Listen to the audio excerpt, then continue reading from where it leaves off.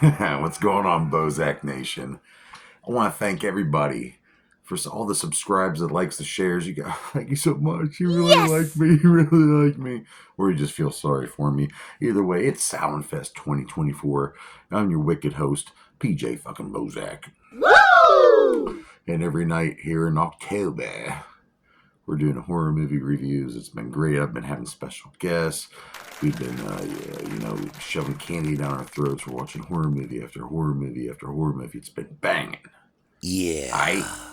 Now tonight, haven't crossed this franchise yet, so I just figured, why the fuck not? We're gonna do a Freddy fucking Krueger movie. Yeah, Bitch. Freddy Krueger. What the hell? What's that Nightmare on Elm Street about, Bojack? This child killer. I guess he was the janitor at the school and he worked at the boiler room. And this, anyway, the parents track him down because there's some kind of technicality where he can't get arrested. So they take matters into their own hands, burn him alive in the boiler room. And then before that, he curses out that he's going to haunt all the dreams of their kids and stuff. And well, this movie here we're going to review is Freddy's Dead. This is the ending of that story, kind of. So throughout the years, Freddy's been haunting teenagers' dreams and killing them. And pretty much, if you die in the dreams, you die in real life. A slash in the throat, a slash in the throat, gouge in the eye, gouge in the eye. Yeah, you know what I'm trying to say. And Freddy is relentless, man. He's got this glove with the finger. You should know what this shit. He has the knife glove. Here he is, right here, just chilling, motherfuckers. Yeah, what's going on, bitches? Yeah, sour fresh, smelly. We're gonna get smelly on sour fest. We're already smelly because I've been farting all night. Anyway, Freddy's Dead. You know, it came out in the '90s. I don't remember what year it came out. Didn't write it down either. It's been a long, hard road, people. Out of hell. So Freddy's Dead came out in the '90s. It's a pretty good movie. It was directed by Rachel Talaylay, and she worked a lot on the other Nightmare on Elm Street movies and Part 5 and all that. And Part 5 didn't do so good in the theater, and they were going to make a Part 6, and they were going to finally kill Freddy off. And she took away the name of Nightmare on Elm Street and just calls it Freddy's Dead, Final Nightmare. And she also worked for on Tank Girl and the Doom Patrol show, which is a really good DC show on Max. If you ever get a chance to watch that, it's really good comic book too. It's written by Michael DeLuca, who went on to work for the movie The Mask with Jim Carrey and Dark City, which is a underrated alien movie. And the budget for this movie is up to about $11 million ish and earned about almost $39 million. It was really successful. They made a big deal of, hey, we're killing off Freddy, New Line Cinema. They wanted to go on to do bigger things and make more money. They're like, all right, let's finish up the Freddy character. And Robert Englund, the G that he is, reprises his role because, in my opinion, there's only going to be one Freddy Krueger, one real one. And yes, they do this. And what's going on with this movie? This kid, it's like years later after the last Elm Street movie, and there's all the kids are pretty much dead, and there's one kid left, and he's trying to get out of town, but he's having this crazy nightmare. And anyway, he goes to the next town and meets up with this child counselor, and she works this place that helps out these kids who are in need of help and all that, have had rough lives. And she gets dragged over back to Elm Street with this kid and these other kids who sneak aboard their van. And the one kid's deaf, the one girl's like a little badass chick. And it turns out Freddy's trying to snag these kids in so he can siphon off. He wants those souls. He wants to suck out those souls, the assholes. So they enter, and I like when they enter Elm Street. It's fucking crazy because it's just like, imagine if Elm Street was like completely taken over by Freddy, but for some reason he can't leave Elm Street. It's kind of weird. And the thing is, this movie gets a lot of crap, and it probably is my least favorite Freddy movie. There's too much comedy in it. Don't get me wrong, it's good comedy. It's some funny stuff. Him with the power glove and that whole thing, and then whenever the Iron Butterflies and the God of Davida plays, and Freddy's just that's pretty cool. There's some cool deaths in it. It's not bad. It's really not terrible. Who stars in the motherfucker? Here's a few people. Brecken Meyer, he plays Spencer, this young kid, this stoner kid. And for years I didn't realize that was Brecken Meyer. I just realized here he is, a very young guy.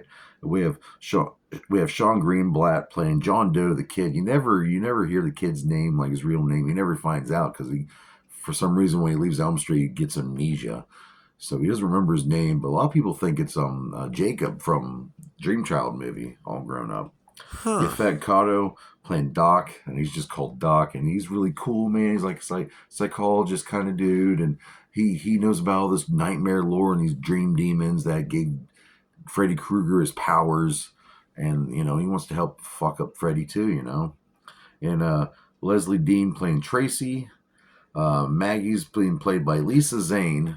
And like I said, Maggie's like the trial counselor, and she's kind of drawn to Elm Street. She has all these flashbacks of being a kid, can't quite piece together her past. And she's played by Lisa Zane.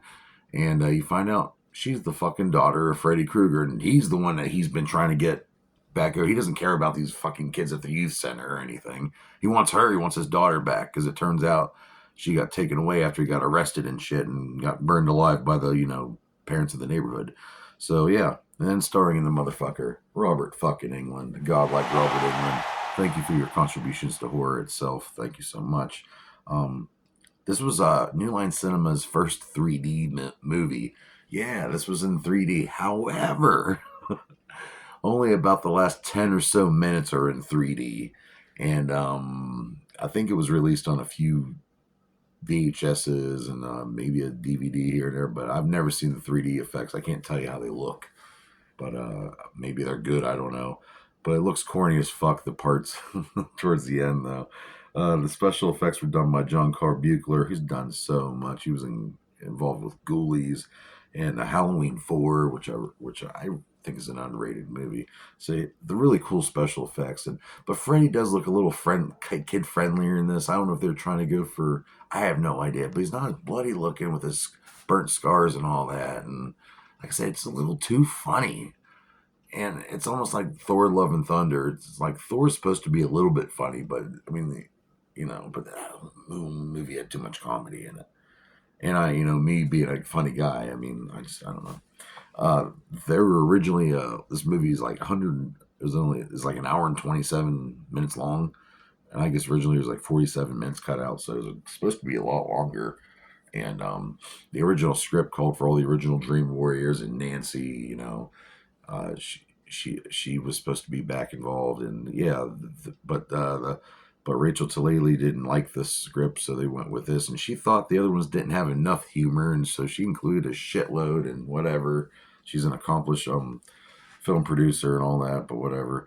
The cameos, Tom, Roseanne Arnold, they were, she's a comedian and she had a show back then, big deal, and he was a comedian, and he's, on Sports Center or whatever. I don't watch sports anymore, so he was in Alice Cooper, the rock star who loved Freddy Krueger movies, and he wanted to be a part of the Nightmare on Elm Street franchise, and he's in it. Who else is who else mixing it? Oh, Johnny fucking Depp. Yeah, his first or second movie was Nightmare on Elm Street from 1984, and he makes a little cameo in a Nightmare. It's kind of cool. It's a kind of little.